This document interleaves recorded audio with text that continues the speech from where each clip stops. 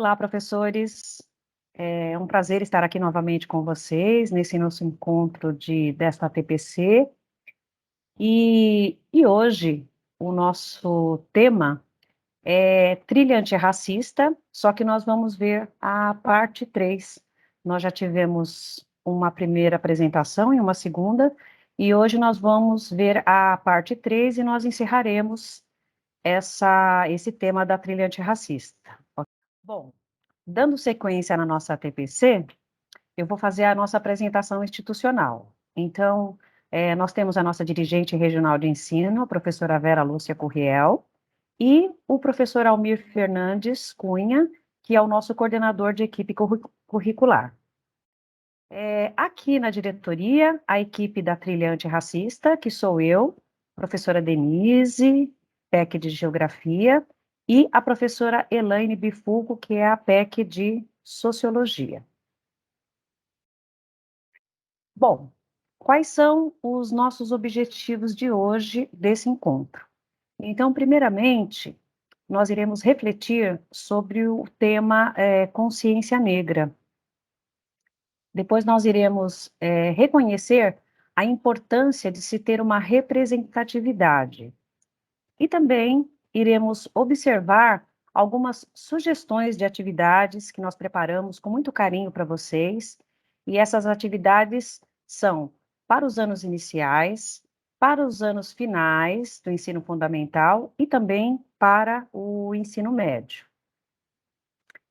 Eu vou dar sequência aqui à nossa pauta de hoje.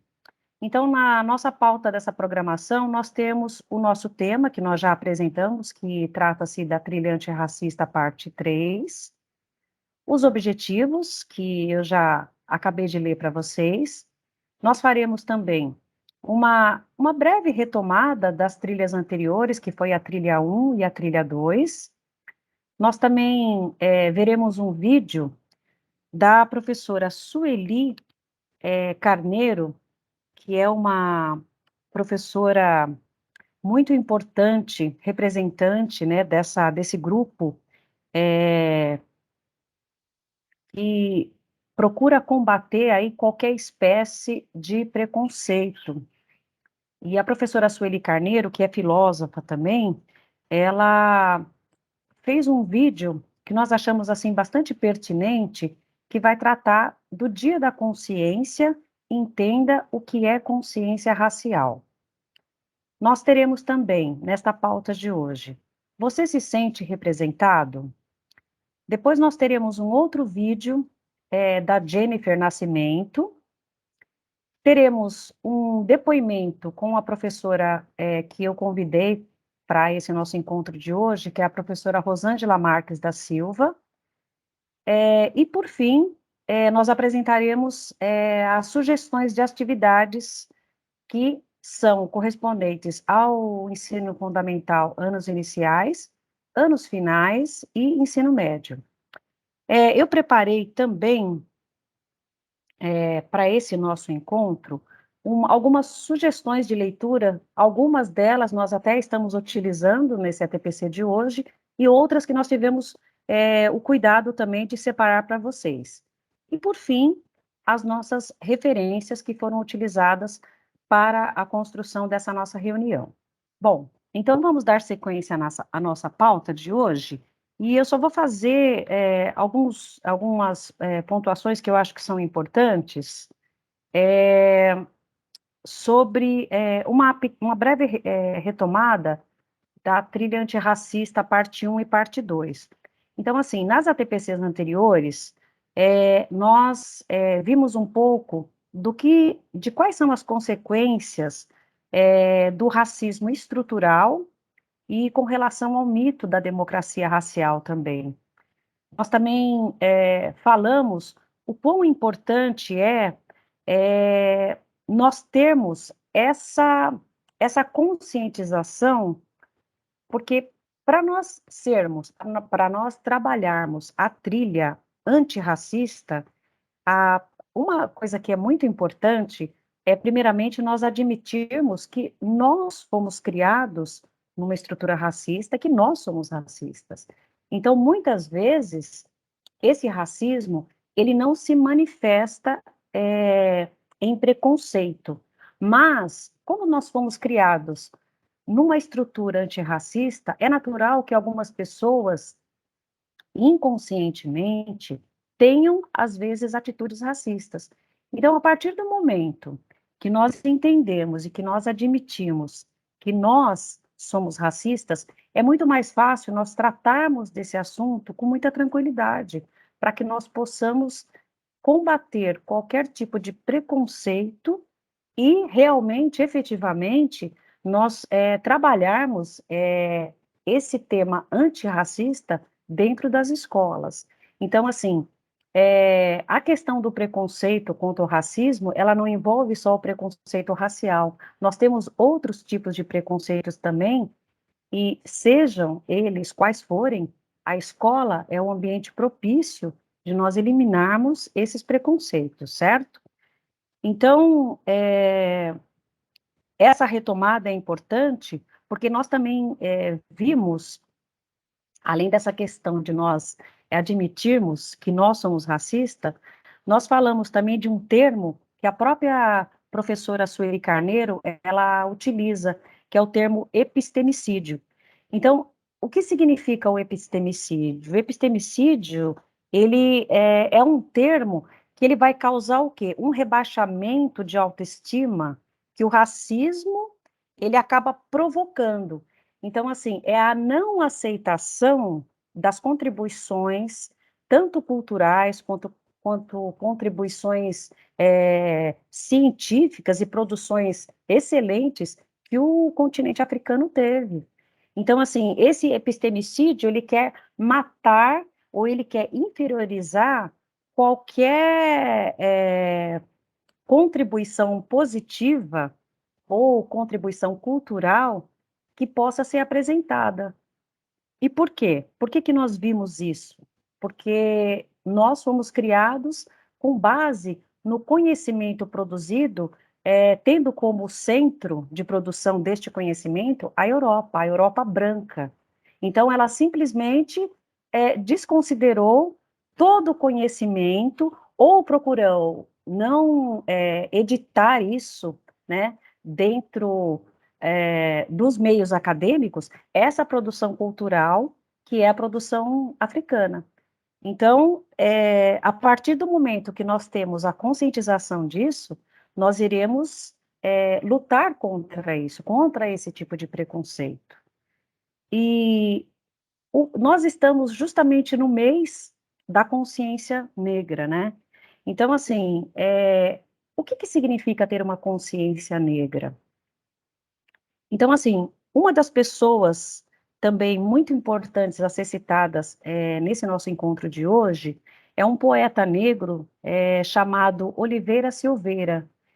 Este poeta negro, inclusive, ele trouxe diversas contribuições e obras literárias muito importantes para a causa negra. Uma delas, por exemplo, foi a produção do Zumbi dos Palmares. Então, assim, essas contribuições foram tão importantes que este poeta, Oliveira Silveira, ele, inclusive, foi um dos criadores desse Dia da Consciência Negra. Então, o que significa ter essa consciência negra? Significa pensar e admitir isso que eu já falei, né? Que nós temos um racismo estrutural e que é importante nós exercitarmos o antirracismo. A consciência negra, ela é muito mais profunda do que nós trabalharmos esse tema somente no mês de novembro. Então, é algo que precisa ser trabalhado dentro da escola a todo momento. E justamente para que não haja o preconceito. Agora, além dessa consciência negra, nós iremos trabalhar hoje também o que significa a consciência racial. E essa consciência racial é citada, né, por essa professora que eu falei para vocês, que é uma filósofa, a professora Sueli Carneiro, é uma ativista, ela é escritora e ela participa também de vários movimentos de engajamento, movimentos da população negra. E ela, nesse vídeo, ela vai dar algumas contribuições com relação, eh, a esse racismo, né, a esse processo de inferiorização da população negra e principalmente no tocante à mulher e ao jovem negro, que infelizmente ainda persiste. Mas qual é a importância de se ter uma consciência racial? E o que significa essa consciência racial? Vamos ver no vídeo agora?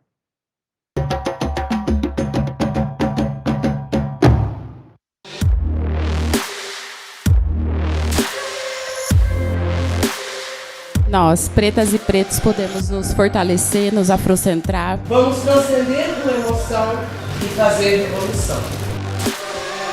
A expectativa de vida de mulheres negras é de 69 e poucos. Aqui estamos mulheres convictas de que seguiremos em frente lutando até que todas sejamos livres. Quando a gente fala consciência negra, consciência racial, é um patamar diferente da simples compreensão e vivência cotidiana do racismo. É um patamar de politização já, que nos situa no âmbito de um movimento social que combate racismo, sexismo e múltiplas outras formas de discriminação que se abatem sobre as populações negras, especialmente sobre mulheres e jovens negros. Esse processo de inferiorização, de estigmatização das pessoas negras, na realidade, funciona para privilegiar, para enaltecer a etnia racial, o grupo racial dominante, os brancos. E ao fazer isso, justifica e legitima os privilégios que eles desfrutam, geralmente como produto de violências praticada por eles no processo histórico. A consciência racial, ela é um processo de descolonização, ela é um processo de recusa desta internalização da inferioridade racial que o racismo apregoa incansavelmente para as pessoas negras. E a consciência racial, ela sustenta a resistência a esses processos de inferiorização, de exclusão, de genocídio, de extermínio que as pessoas negras padecem. A gente não pode depender apenas da legitimação dos espaços institucionalizados. Se a academia rejeita a nossa história, se ela sepulta os saberes dos quais nós somos portadores, é a nossa resistência que vai manter esse patrimônio e essa memória das nossas lutas vivas e transferir de gerações para gerações. Eu sou quem eu sou graças ao movimento social negro. Eu fui formada pelo movimento negro. Então, se eu sou alguma coisa relevante para a nossa comunidade, eu devo exclusivamente a essa resistência, a esse movimento que me educou para adquirir consciência racial e para me dar estratégias de luta. Nós temos que combater o que a institucionalidade nega à nossa história, da nossa memória, mas, sobretudo, nós temos que forjar essa outra narrativa. Somos nós. É nossa responsabilidade construir essas outras narrativas. O 20 de novembro foi inventado por um poeta negro genial que sabia que nós precisávamos construir heróis para a nossa gente. E como é da natureza da poesia, ele foi um arauto de um tempo que viria. E esse poeta transformou, imortalizou a figura de Zumbi dos Palmares, que hoje é reverenciado. Então, é isso que nos cabe repetir, como nós recontamos a nossa história, como nós ressuscitamos os nossos saberes sepultados, os nossos heróis esquecidos. Viva a consciência negra, que é esse processo de afirmação, de rebeldia, revolta e insurreição contra todas as práticas absolutamente deletérias, não é, do racismo, que produzem toda a sorte de iniquidade sobre a nossa gente.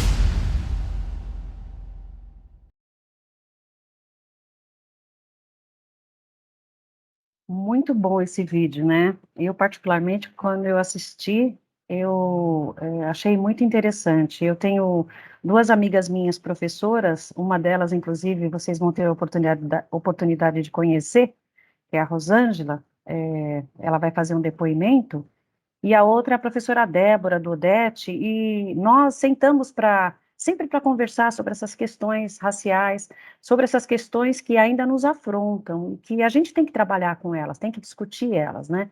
E discutir de que forma?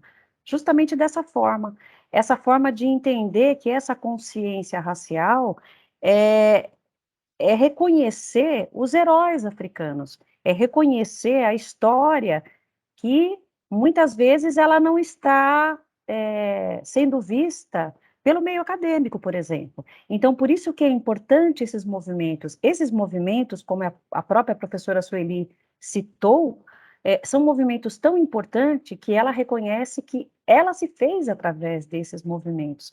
Olha a importância de se ter uma união favorável à nossa história, a história do negro, né? Bom, é, falando e dando continuidade nesse mesmo assunto, muitas vezes, quando a gente fala nesse processo de consciência, né, nesse movimento negro, muitas vezes, será que o negro ou outras pessoas, elas se vê representadas, no dia a dia, por exemplo, né? É uma pergunta que a gente se faz. Eu vou mostrar um outro vídeo para vocês, para a gente pensar um pouco nesse assunto e refletir sobre essa questão da representatividade. Jennifer Nascimento, 14 anos de carreira, 5 novelas, 0 protagonistas. Sharon Menezes, 20 anos de carreira, 13 novelas, 0 protagonistas. Cris Viana, 17 anos de carreira, 7 novelas, 0 protagonistas. Lucy Ramos, 18 anos de carreira, 12 novelas, 0 protagonistas. Zezé Mota, 55 anos de carreira, 22 novelas, 0 protagonistas. Jade Picon, um BBB, algumas pegadinhas com o próprio pai no YouTube, protagonista da principal novela da Globo no horário nobre. Toda vez que alguém falar em privilégio branco e você não souber explicar, ou pensar em falar que é mimimi, volta aqui e reveja esse vídeo e aí a gente conversa. Olha a importância da representatividade, né? E eu achei muito interessante o que a Jennifer comenta quando a gente pensar, né, nessa questão da supremacia branca, o que é isso, né? Então, é bom a gente refletir sobre isso. Eu tenho um outro trecho de um vídeo que eu achei legal, porque ele mostra o outro lado também. Aí mostrou a maioria, né? Apesar que é um vídeo muito específico que trata somente de atrizes, mas são pessoas que são destaques no meio artístico, de qualquer forma. Na profissão que elas exercem, elas são pessoas de destaque. Porém, raras, aliás, quase nenhuma, como vocês puderam observar, elas tiveram ou foram protagonistas. Agora, e quando uma pessoa negra ela se vê representada? Vamos ver qual seria essa reação? She's black? What? She's black! Oh my. Wish I could be.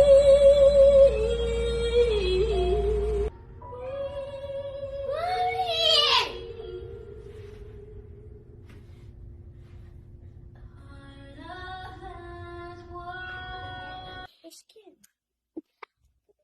What about her skin? She was like mine. Get it. She's brown like me, Mom. What, baby? She's brown like me. Yeah, she's brown like you. Yay! Wanna watch?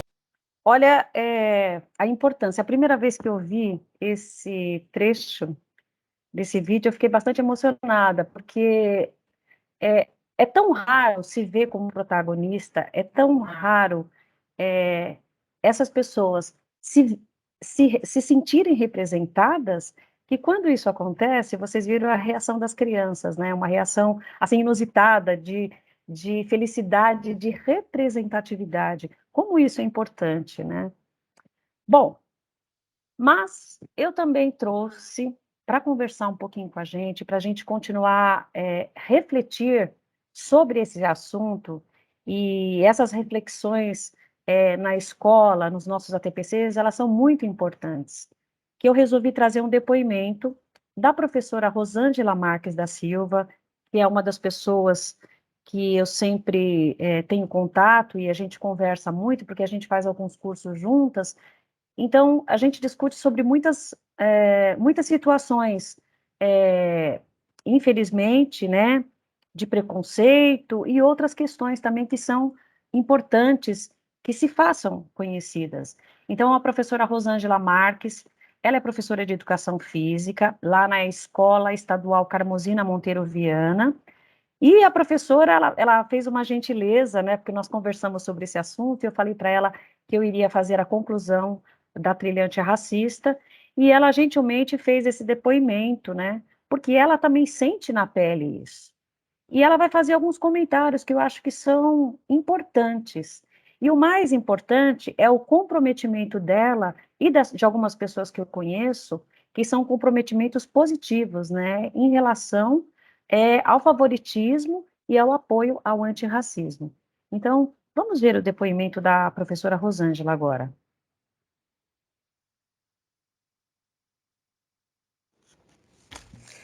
Boa noite, eu sou a professora Rosângela, sou professora de Educação Física.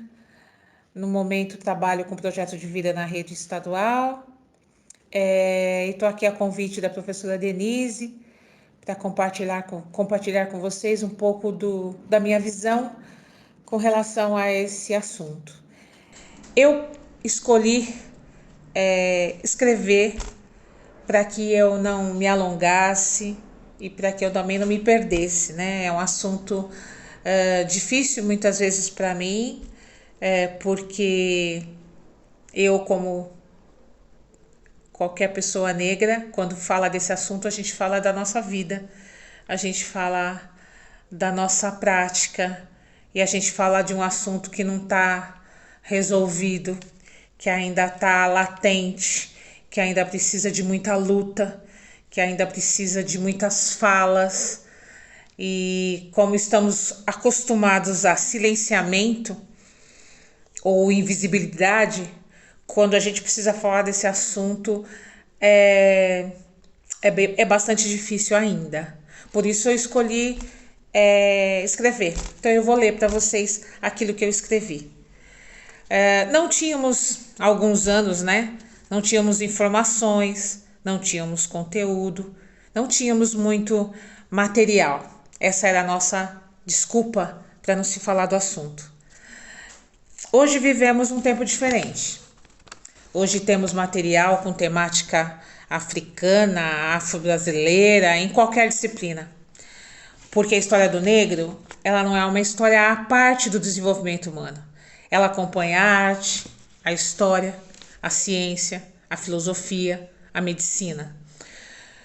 Por isso, a trilha antirracista, ela tem que ser realmente uma trilha, ou seja, um caminho a ser percorrido por todos, e não especificamente pelo negro. Mas tem que ser uma prática, não um objeto de estudo. Se ainda não conseguimos perceber no nosso dia a dia situações, comportamentos onde o racismo é evidenciado, não teremos condições de falar do assunto. 57% é um número suficiente para ser notado em qualquer lugar. E o fato disso não acontecer, ele precisa incomodar. Quando a gente aprende a olhar para isso, a gente começa a se incomodar em todos os lugares por onde a gente anda. Por que que em alguns lugares a gente encontra um número maior e outros não? Isso tem que provocar em nós reflexão. Se nós nos propormos, como estamos nos propondo a realmente ter um comportamento antirracista, isso tem que nos trazer incômodo. Se o nosso aluno ou aluna negra ainda é para nós o indisciplinado, o irreverente, o agressivo, o tímido, o limitado apenas. Precisamos repensar a nossa própria postura. Falar desse assunto para nós, como eu disse, né, ainda é difícil, porque mistura a nossa vivência, nosso silenciamento e a nossa batalha que temos ainda que travar todos os dias para sobreviver, nós e os nossos. O racismo não é algo vencido, é uma realidade que ainda exige muita luta. Fiz alguns cursos de extensão na USP, acessível aos professores da escola pública. Aliás, quando eu fiz eram só esses, mas hoje tem vários, né? Por isso, busquem o conhecimento. Eu acho que é isso que eu queria dizer, que é necessário a cada um de nós buscar esse conhecimento. Buscar, porque ele está cada vez mais acessível, né? Não precisamos que outro fale sobre. Só vai ter mudança quando cada um de nós conseguirmos de uma maneira natural falar sobre isso, né? Eu queria agradecer. Eu espero ter levantado apenas, pelo menos, uma reflexão. E estou à disposição. Obrigada. Eu espero que vocês tenham gostado do depoimento da professora Rosângela, porque ela citou algumas coisas muito importantes, né? Primeiramente, a questão dos 57% da população ser negra.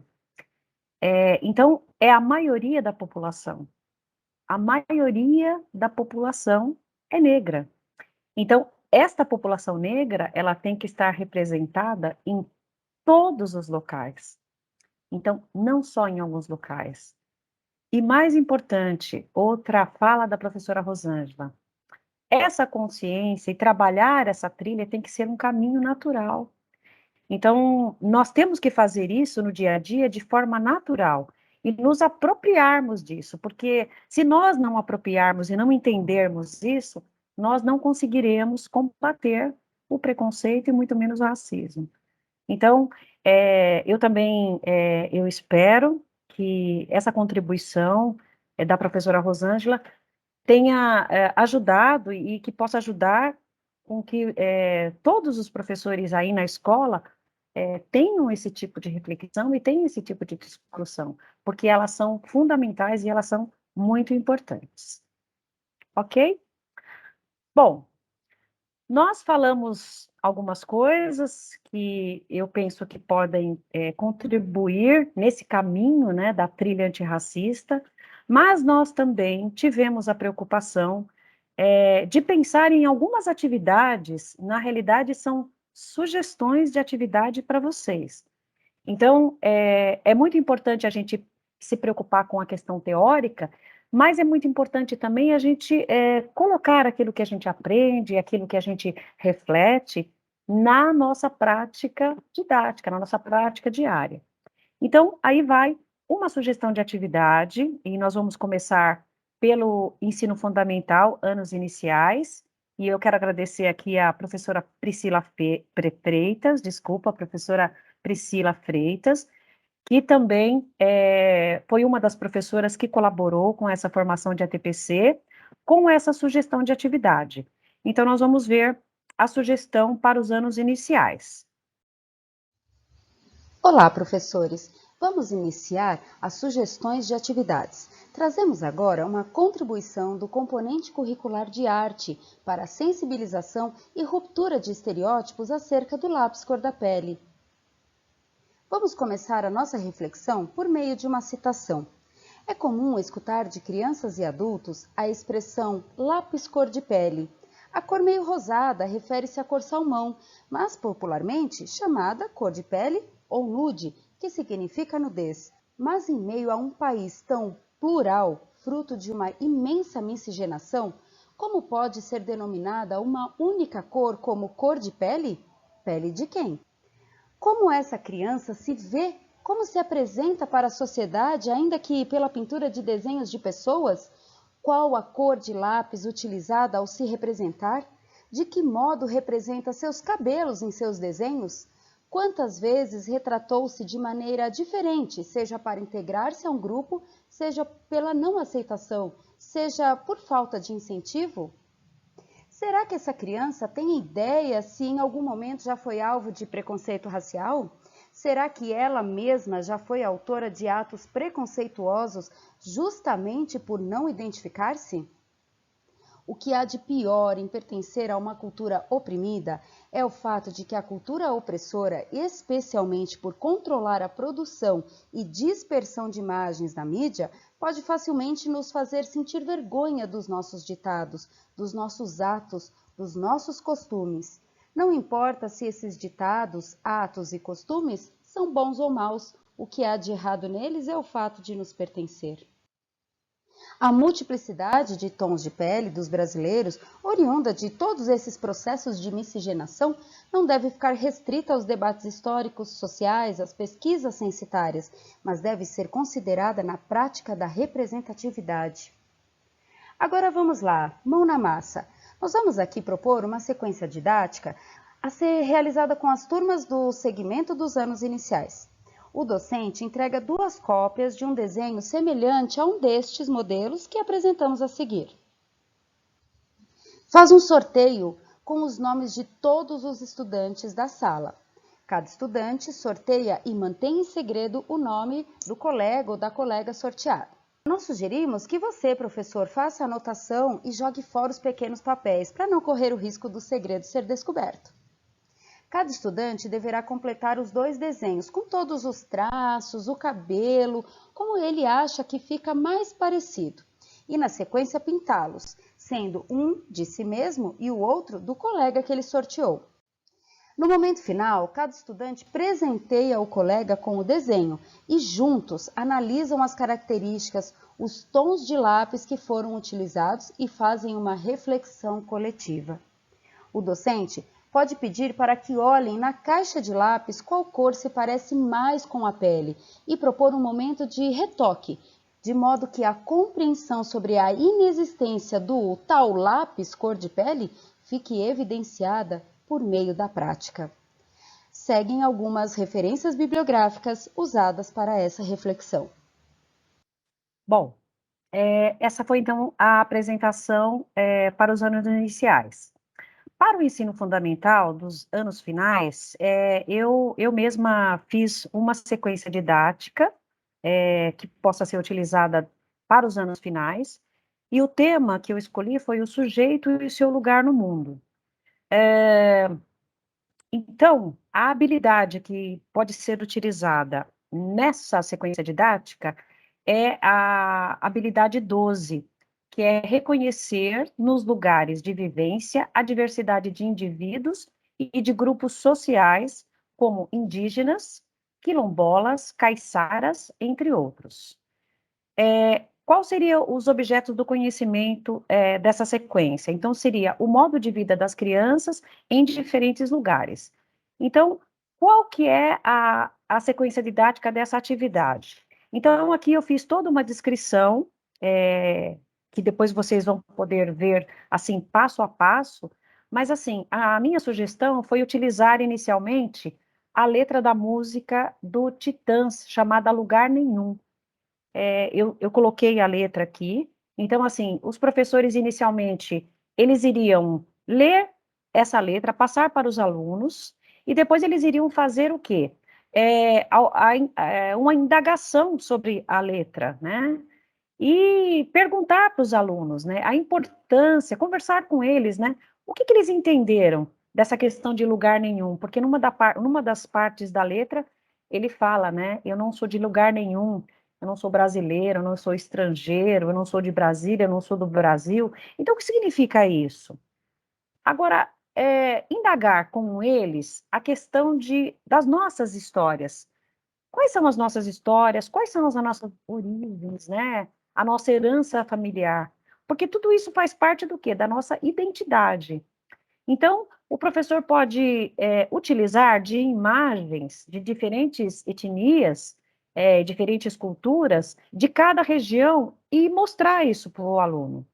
Depois, ele pode fazer uma roda de conversa com os alunos para saber de cada aluno de qual estado, onde aquele aluno nasceu, de onde ele veio, se ele sabe de onde os pais e os avós vieram, se são de São Paulo ou não.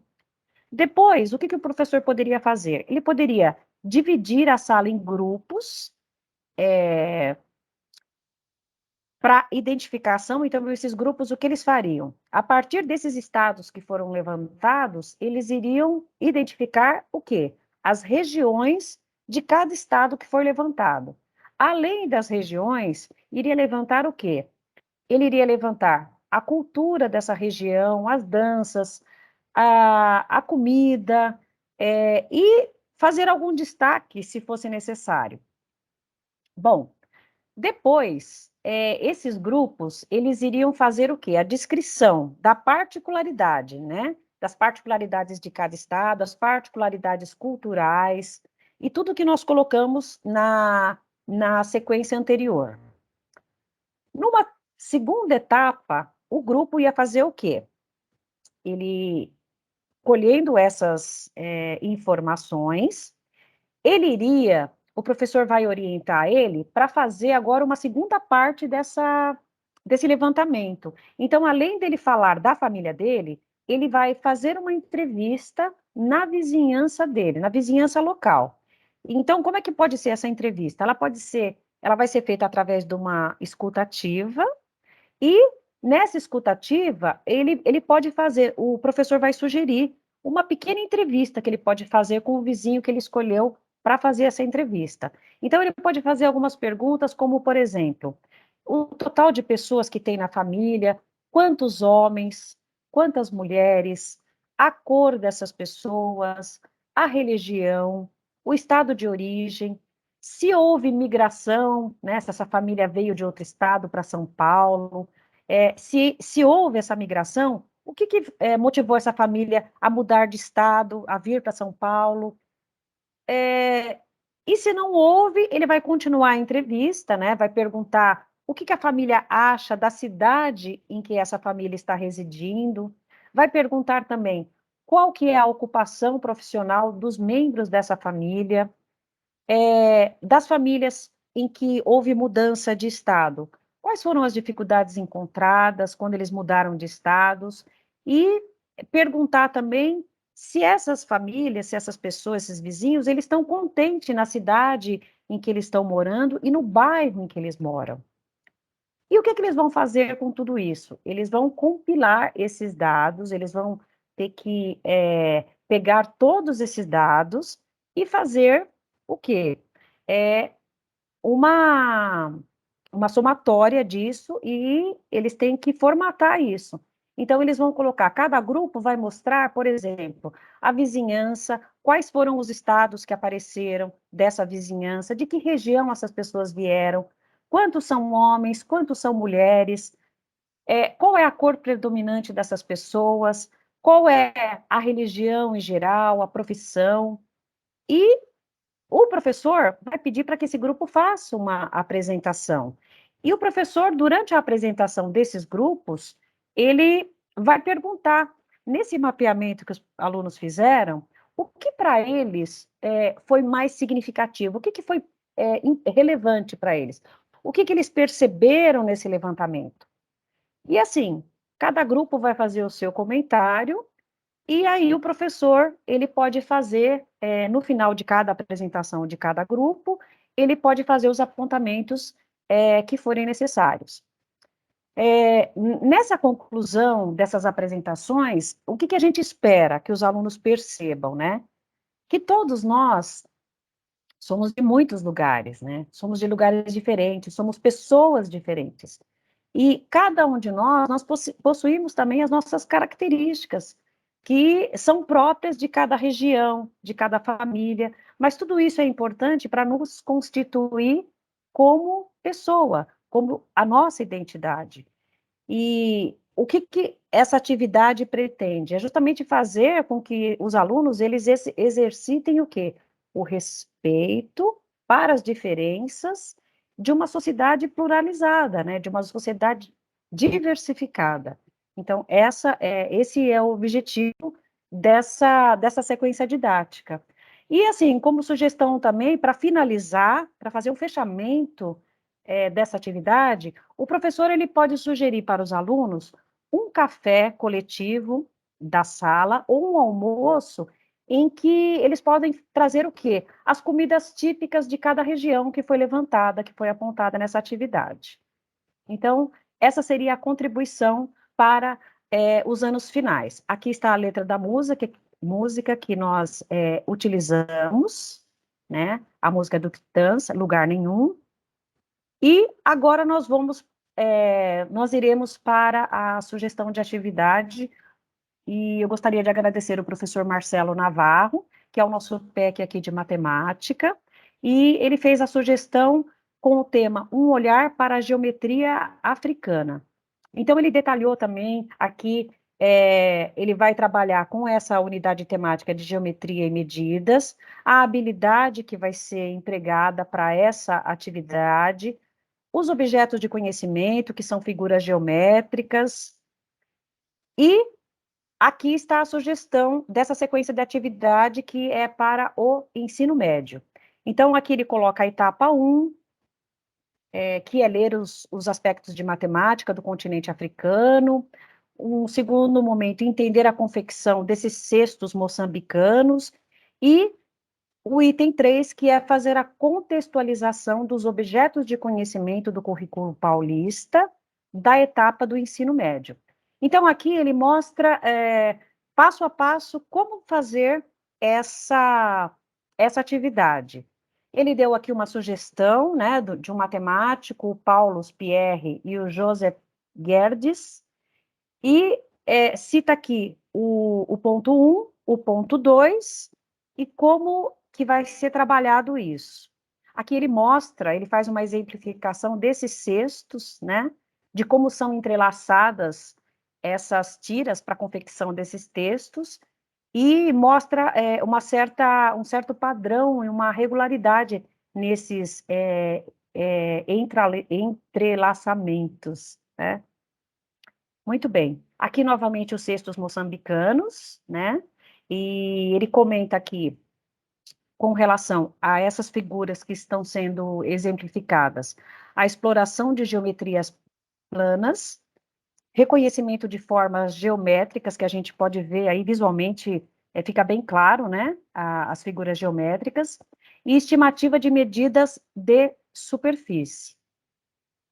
Depois tem aqui a contextualização dos objetos de conhecimento e as referências que o professor usou para fazer essa sugestão de sequência didática para o ensino médio, certo? Bom, aqui estão algumas sugestões de leituras para vocês, que pode ser feita coletivamente em ATPC, ou se vocês desejarem fazer. Então, nós colocamos aqui alguns autores, como, por exemplo, o Gessé de Souza, que fala A Elite do Atraso, da Escravidão a Bolsonaro. Um outro livro do Gessé de Souza, que exemplifica muito essa questão racial, né, que é Como o Racismo Criou o Brasil. Nós colocamos aqui também um outro autor, Jefferson Tenório, que se chama O Avesso da Pele. O Silvio Almeida, Racismo Estrutural. E a professora Sueli Carneiro, que foi a professora que nós assistimos o vídeo, que o tema desse livro dela é Racismo, Sexismo e Desigualdade no Brasil. Então, a gente espera que, com essas sugestões de leitura, a gente possa trabalhar com tranquilidade esses temas. Bom, eu gostaria de agradecer a participação de todos os professores presentes nessa ATPC. Então, gostaria só de lembrar algumas coisas, então, que vocês precisam fazer aquela presença na sede, certo? Essa avaliação que nós passamos para vocês é a avaliação desse encontro de hoje, então nós colocamos aí um QR Code. Para quem não conseguir usar o QR Code, tem também um link de acesso a essa avaliação desta ATPC, certo? Vai ser enviado para vocês também o Mão na Massa, que é algumas perguntas que vocês podem trabalhar aí no ATPC da escola. E aqui estão as nossas referências desse ATPC de hoje. Foi um prazer estar com vocês mais uma vez. Se vocês tiverem alguma dúvida, algum questionamento, alguma sugestão, todas as dúvidas, todas as críticas sempre são bem-vindas, porque isso faz com que a gente possa melhorar o nosso trabalho, certo, professores? Bom, para nós finalizarmos esta ATPC, eu gostaria de ler um trecho do autor Gessé de Souza, que diz o seguinte: o racismo radical é o elemento central da sociedade brasileira moderna e o grande responsável pelo atraso moral, social e político do Brasil. Eu espero que vocês tenham uma boa semana e estamos aguardando as contribuições que vocês tiverem que fazer deste ATPC ou qualquer outra contribuição que for pertinente. Muito obrigada e até o próximo encontro.